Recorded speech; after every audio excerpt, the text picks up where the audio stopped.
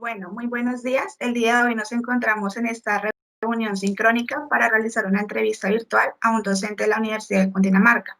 Nosotras somos Vanessa Gaviria, Ana María Riero, Nora Hernández y somos estudiantes del Núcleo Temático de Biotecnología Ambiental del Programa de Ingeniería Ambiental de la Universidad de Cundinamarca, seccional Girardot. En nuestra entrevista virtual contamos afortunadamente con la presencia del docente Diego Leonardo Pérez Escobar de la Universidad de Cundinamarca. El tema central en esta entrevista son los combustibles no fósiles. Entonces, bienvenido, profesor. Hola chicas, buenos días. Pues gracias por la invitación. De pronto hubo momentos en que no creí que fuéramos a hacer la entrevista por otras cuestiones laborales, pero pues afortunadamente se aplazaron y pues vamos a darle, ¿listo? Las dudas o inquietudes que tengan, con mucho gusto las despejamos acá. Hola, profe, pues bienvenida y pues le voy a explicar la dinámica de nuestra entrevista. Listo. Nuestra entrevista consiste en que nosotros le iremos haciendo una serie de preguntas acerca del tema que anteriormente le nombramos y pues la idea es mencionar ya una para que usted, por favor, muy amablemente nos responda a cada una de ellas. Claro que sí. Claro Entonces, que sí. ya después de haber dado la explicación, iniciemos. Profe Diego, ¿nos podría, por favor, decir qué son los combustibles no fósiles?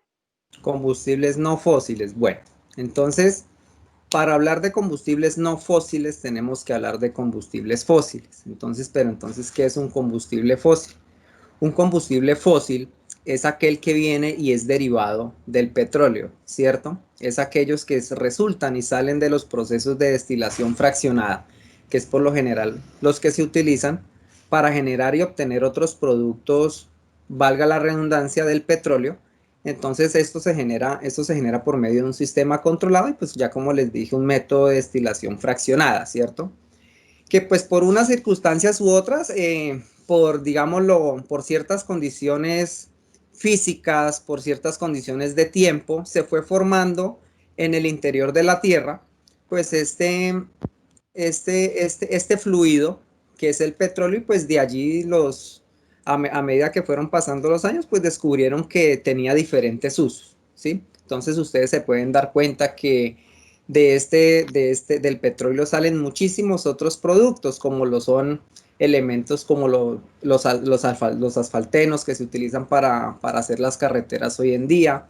Se utilizan productos como los combustibles tanto para los aviones, tanto para los carros, tanto los diéseles para la maquinaria pesada. Pero entonces ahí nos centramos en la pregunta de que ¿qué es un combustible no fósil? Pues un combustible no fósil es aquel que no pertenece a esta gama de productos. Entonces, eso es básicamente un combustible no fósil, que tiene una destinación o que viene de una forma que no necesariamente es de ahí, y le llaman combustible. ¿Por qué? Porque estos combustibles son utilizados para utilizar diferentes actividades. Por ejemplo, uno de los resultados de la refinación del petróleo es la gasolina, ¿cierto? Entonces esa gasolina pues la utilizan para ser utilizada en un motor de combustión interna para convertir esa explosión controlada que se efectúa en el motor para producir trabajo, para efectuar un movimiento. Entonces esos combustibles pues se utilizan para realizar un determinado tipo de actividad. Y entonces pues volvemos a lo mismo. Entonces, ¿qué es un combustible no fósil? Pues son aquellos que no vienen de ese proceso o de esa actividad. Básicamente es eso. Vale, profe, pues según lo que se ve en la actualidad, se evidencia que hay pues una mayor utilidad en los combustibles fósiles, pues a pesar de que existen otras alternativas, pues como los combustibles no fósiles. Entonces quisiéramos saber si los combustibles no fósiles son igual de eficientes a los fósiles como tal, y qué es lo que en realidad los diferencia.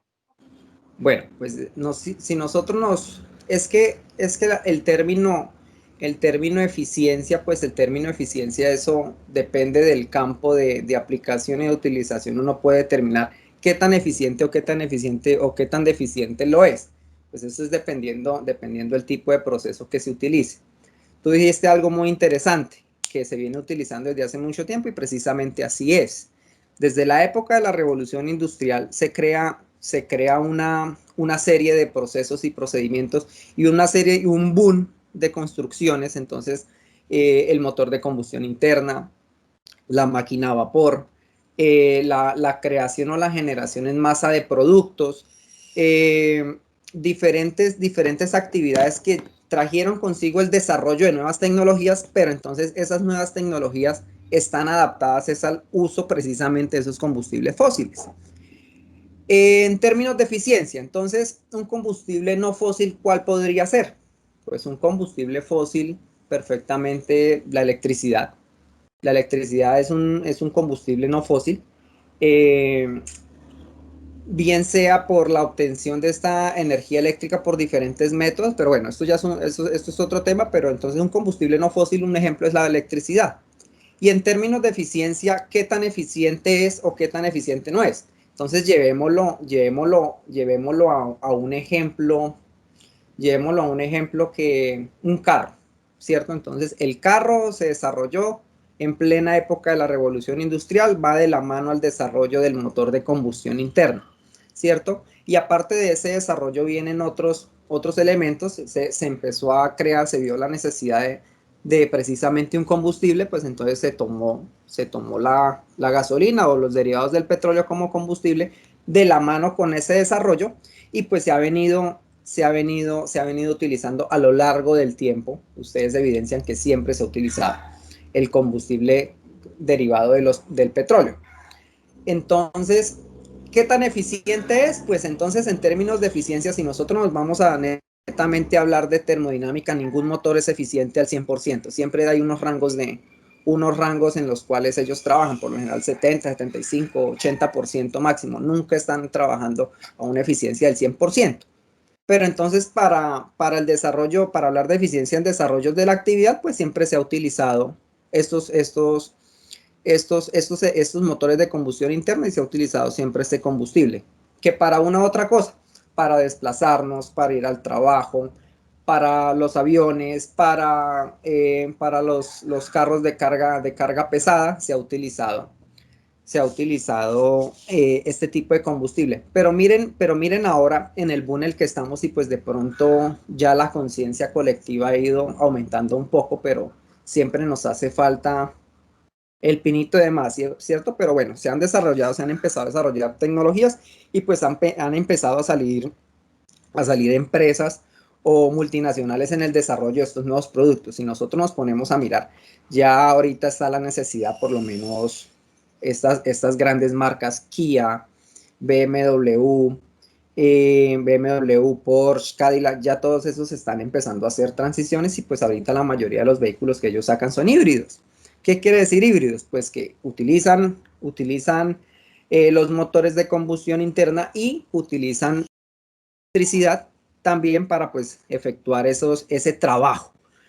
Pero si nosotros, no es por hacerle propaganda de pronto a unas marcas y a otras no, pero entonces de pronto la compañía que se ha dedicado a realizar, llevando el ejemplo que tú me decías en términos de eficiencia, la compañía que ha sido pionera en esto pues es la Tesla Motorsport, que es la empresa que se dedica a la creación de autos eléctricos. Inicialmente creó los autos eléctricos, y mira que en términos como tú hablas de eficiencia en ese campo, pues han sido muy eficientes, porque tienen una relación torque, tienen una relación masa-velocidad, pues muchísimo mejor que los automóviles de combustión interna.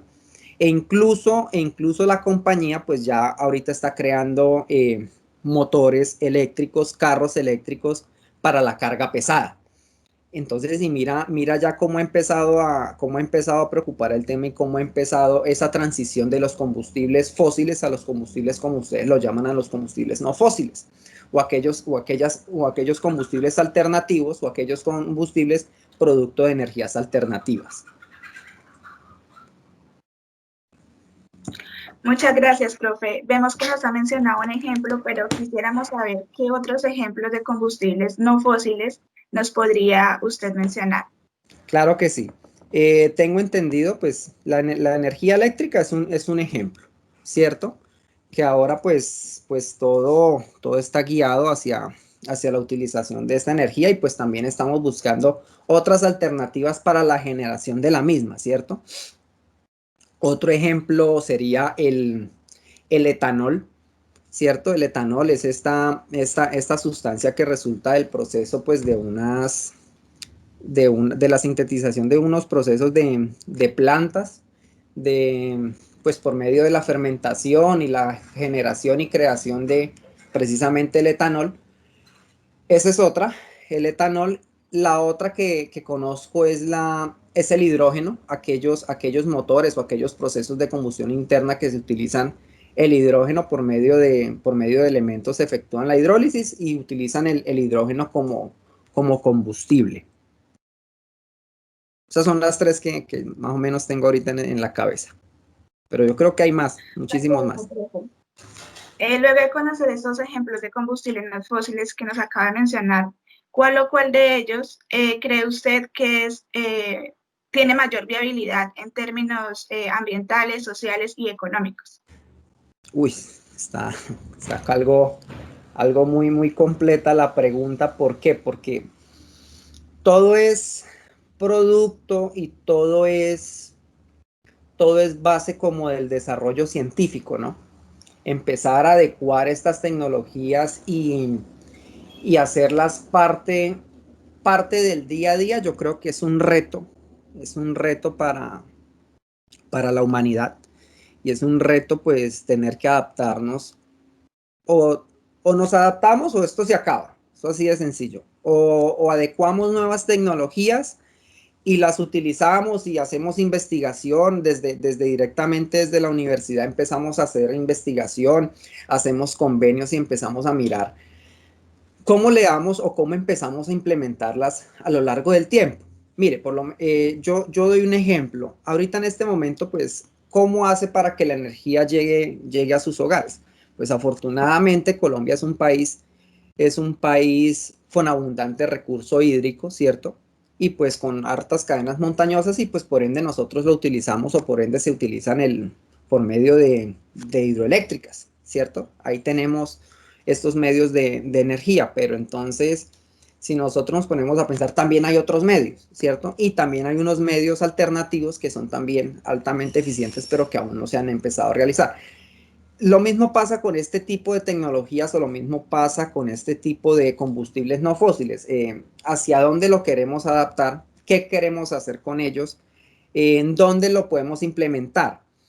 Pero por lo menos una cosa, el etanol, si vamos a hablar de un impacto de pronto social, hablamos de un impacto ambiental, yo creo que el etanol, aparte de ser un combustible no fósil, pero trae un impacto siempre grande en cuanto a términos sociales y medioambientales. Se tuvo inicialmente como una iniciativa para, digámoslo en cierta manera, para rendir la gasolina, ¿cierto? Entonces empezaban que el 60% era propiamente un combustible fósil, como ustedes lo llaman, es decir, un producto que viene derivado del petróleo, ¿sí? Es decir, gasolina derivada del petróleo. Entonces completaban con ese otro 40% ese etanol, ¿cierto? Le agregaban ese etanol. Entonces, por ende, se acogió el término y se empezó a utilizar el término de biodiesel o biocombustible, porque tenía en cierta medida pues un porcentaje de estos materiales. Pues la demanda ha sido tanta que empieza se empieza a crear como un impacto social. ¿Por qué? Porque este etanol sale inicialmente de la caña de azúcar, del jugo de la caña de azúcar. Entonces empiezan a haber unas consecuencias y unas problemáticas sociales, porque debido a la demanda de este elemento empiezan a haber una serie de deforestaciones, empezar a quitarle espacio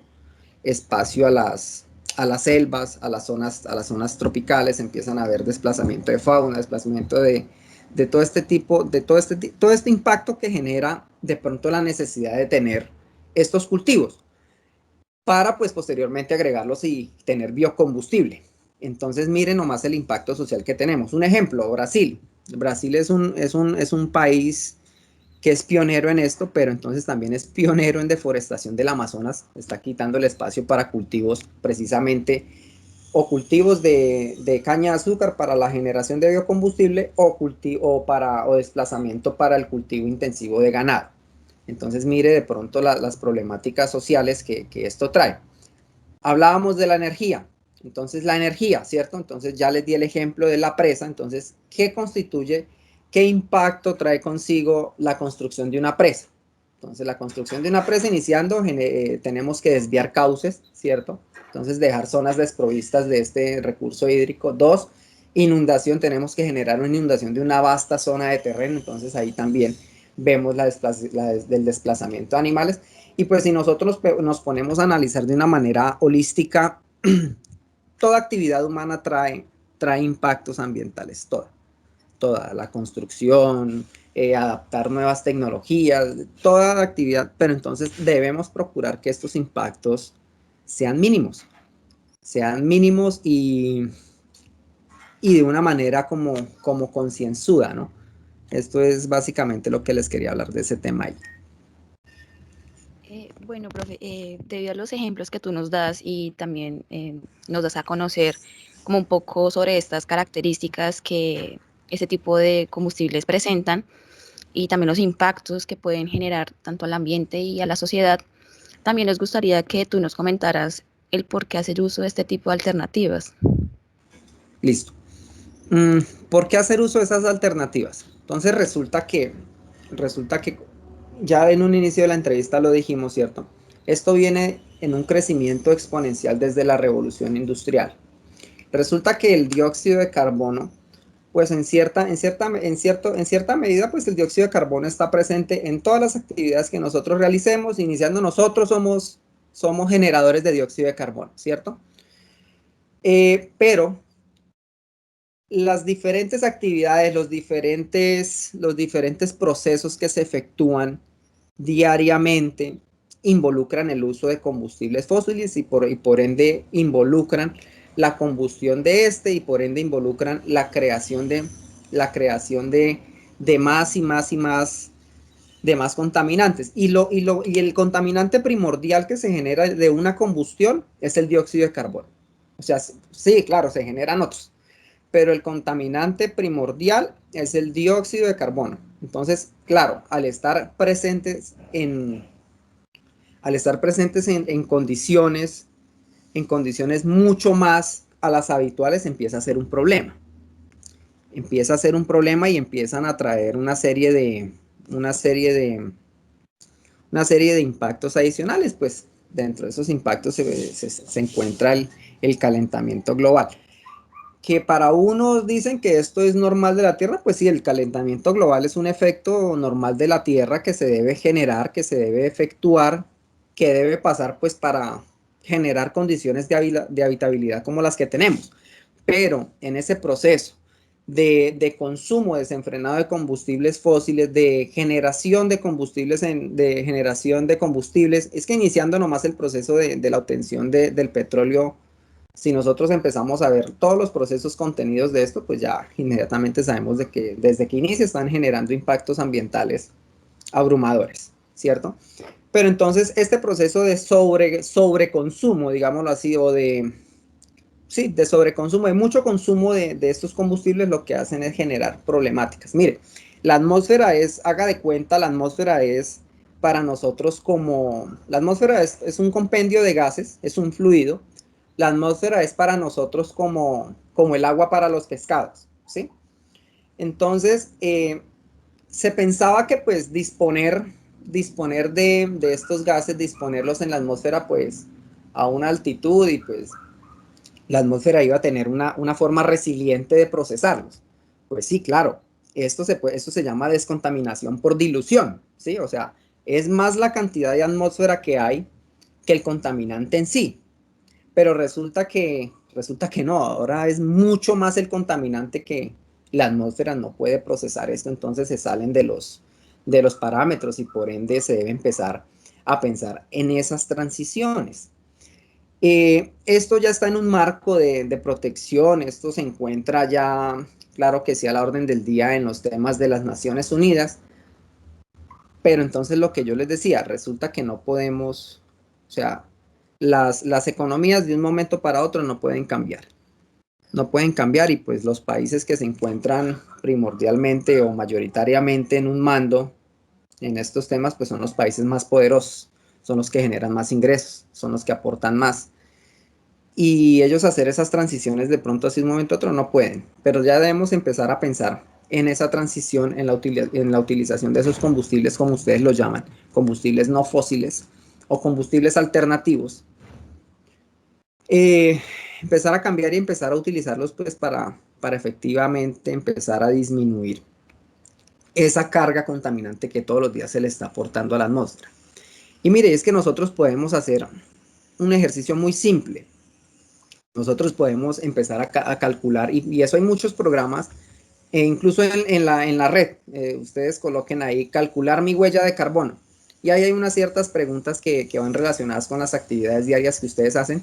Y nomás pónganse a pensar el cálculo de la huella de carbono de una sola persona, Esto que estamos haciendo nosotros acá, indirectamente estamos produciendo dióxido de carbono. Pero pues, entonces si nosotros empezamos a hacer el cálculo por una persona, muy seguramente nos van a dar tantos kilogramos diarios de dióxido de carbono. Ahora multipliquémoslo por los más de 7.000 millones de personas que somos en este mundo. Entonces yo creo que esto es un momento de empezar a adaptar, de invertirle a la educación, hacer convenios entre diferentes universidades, hacer diferentes convenios para apostarle a eso, ¿no? A la adecuación, porque pues hay cosas que todavía no, pues obviamente no se saben por desconocimiento, pero todo empieza así, ¿no? Todo empieza y pues la idea es empezar ya. Bueno, profe. Profe, pues hemos acabado con las preguntas. Muchas gracias por haber asistido cordialmente pues, a nuestra entrevista y también por brindarnos los conocimientos sobre el tema que tú ya conoces. Y esto ha sido información muy interesante e importante para nosotras como estudiantes y también en general para todas las personas. Entonces, de verdad, muchísimas gracias, No, profe. no, claro que sí, con el mayor de los gustos. Espero de pronto ustedes de acá puedan sacar un buen material o de pronto se puedan llevar una buena información y pues la idea es invitarlos a eso, ¿no? Empezar a investigar, a indagar, a hacer propuestas participativas, a involucrar a la sociedad, porque es que muchas veces pues están de pronto las políticas, está todo, pero ustedes por lo menos se ponen a mirar. Colombia es el país con más políticas ambientales que tiene. Y al igual es el país que de una u otra manera pues más las viola, ¿no? Entonces de pronto empezar con esa conciencia, empezar a generar conciencia colectiva, empezar a hacer investigación desde las aulas de clase, desde la universidad. Entonces pues es un momento de empezar a actuar, ¿no? Y pues gracias por la invitación, con el mayor de los gustos y cualquier cosa pues siempre a la orden. ¿Listo? Muchas gracias, profe. Muchas gracias, profe. Bueno, Buenos Gracias, días. chicas, profe, que se Hasta día. luego, profe. Muchas gracias. hasta luego, Chao. chicas. Chao.